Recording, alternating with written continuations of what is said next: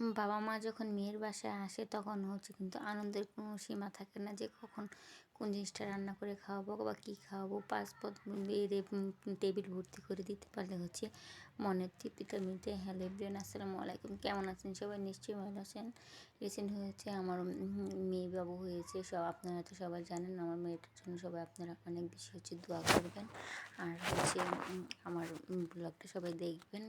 এই তো হচ্ছে আমার বাবু হয়েছে, সেই জন্য হচ্ছে আমার বাবা মা সবাই আমার বাসায় এসেছে, আমার বাবা মা বোন। তো আমি তো অসুস্থ ছিলাম অনেক দিন যাবৎ, সেই জন্য হচ্ছে আমি তখন কোনো রান্নাবান্না করতে পারি না। সকল কিছুই হচ্ছে আমার শাশুড়ি করে। তো সেদিন হচ্ছে উনি রান্নাবান্না করছিল, তো আমি এসে এসে একটু একটু ভিডিও ক্লিপস নিয়ে যাচ্ছিলাম। তো এই জন্য হচ্ছিল কিছু রান্নাবান্না করছিল, সবাই মিলে একসাথে খাওয়া দাওয়া করবো সেই জন্য। এখানে ফার্স্টে হচ্ছিল চিকেনটাকে ভাজা হচ্ছিল রোস্ট করার জন্য। এখানে দুটো মুরগি ছিল, বড় বড় সাইজের মুরগি ছিল। তো ওইগুলোকেই হচ্ছে রোস্ট বানানোর জন্য ফার্স্টে হচ্ছে ফ্রাই করা হচ্ছিল হালকা করে। এটা শুধু টক দই আর লবণ দিয়ে ভাজা হচ্ছিল। তারপর হচ্ছিল এখান দিয়ে হচ্ছে রোস্টের মশলাটাকে কষানো হচ্ছিল। এখানে টক দই, কারণ টক দইটা ফেটে গিয়েছে, তখন পরে লাস্টে আবার ঠিক হয়ে গিয়েছিলো। প্রথমে একটু ফাটিয়ে দিলে হচ্ছে এরকম হতো না। যাই হোক, কোনো ব্যাপার না। তারপর এখানে হচ্ছিলো রোস্টের মশলাটাকে কষানো হচ্ছিলো। মশলাটা কষানোর পর হচ্ছে এখানে দিয়ে দেওয়া হয়েছিল হচ্ছে চিকেনগুলোকে মশলার সাথে খুবই ভালো করে হচ্ছে কষিয়ে নেওয়া হয়েছিলো।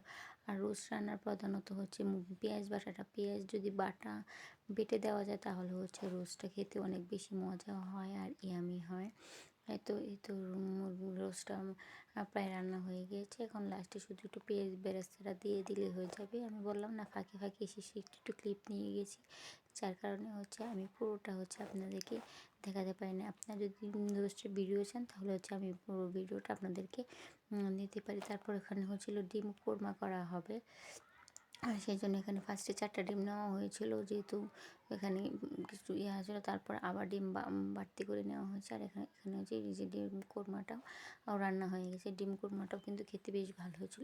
এই রান্নাগুলোতে না হচ্ছে পেঁয়াজ বাটাটা দিলে সবচেয়ে বেশি মজা হয়, কারণ হচ্ছে বেরেস্তা ভেজে পেঁয়াজটা হচ্ছে এটা দানা দানা থেকে যায়, আর বেটে দিলে হচ্ছে ঝোলটা ঘন হয় আর খেতেও বেশ ভালো হয়। তারপর এগুলো একে একে বানানোর পর হচ্ছিলো মা দেখলাম যেখানে কাবাবগুলো ভাজছিল, তো আমি ওখান থেকেও একটু একটু ভিডিও ক্লিপ নিয়েছিলাম।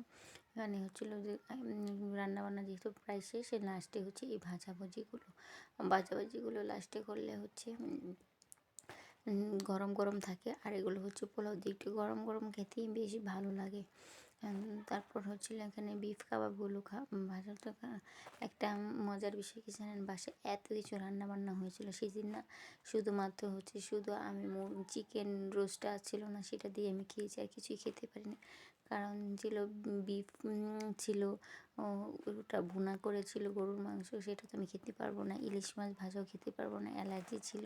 তারপর কাবাব ছিল, ওটা গরুর মাংসের কাবাব ছিল, ওটাও খেতে পারবো না। তারপর যে ডিমটা ভুনা করা হয়েছিল সেটা ছিল হাঁসের ডিম, সেটাও খেতে পারবো না। শুধু খাওয়ার মধ্যে হচ্ছে আমি মুরগির মাংসটাই খেতে পেরেছি, রোস্টটা। তো সেই জন্য আমার অনেক খারাপ লাগছিলো, আমার প্রায় কান্না চলে আসছিলো যে আমি এখন কিছুই খেতে পারছি না। যাই হোক, তারপর খেতে পেরেছি, সেটাই আল্লাহর কাছে লাখ লাখ কোটি কোটি শুক্রিয়া। তো খাবার তো পাচ্ছি, অনেক মানুষ অনাহারে দিন কাটায়। তারপর এটা হচ্ছে যে গরুর মাংস ভুনাটা এত মজা হয়েছিল, সবাই বলেছে, কিন্তু আমি খাইনি। কালারটা দেখে অবশ্য বোঝা যাচ্ছে, আপনারা বুঝতে পারছেন যে বিফটা কত মজা হয়েছে, দেখতেও কতটা লোভনীয় হয়েছে। লাস্টে যেভাবে পেঁয়াজ বেরেস্তা করে দেওয়া হয়েছিল, যার কারণে হচ্ছে বিফটা খেতে অনেক বেশি মজাদার হয়েছিল। আর কালারটা অনেক সুন্দর এসেছিলো বিফের। তো সেই জন্য হচ্ছিলো বিফটাও খেতে বেশ ভালো হয়েছিলো। আসলে সবাইকে নিয়ে একসাথে বসে রান্না বান্না করে খাওয়া দাওয়া করলে হচ্ছে বেশ ভালোই লাগে, বেশ মজাই লাগে। আসলে একসাথে থাকারই হচ্ছে মজাটাই অন্যরকম।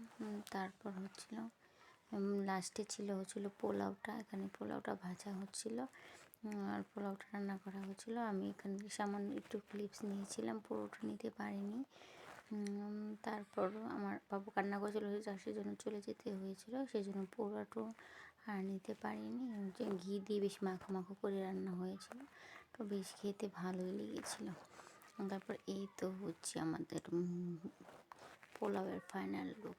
অনেক বড় একটা হাঁড়িতে পোলাও রান্না করা হয়েছিল। তো এখানে আমি একটু পরে লাস্টে শেষে একটু ছবি তুলেছিলাম।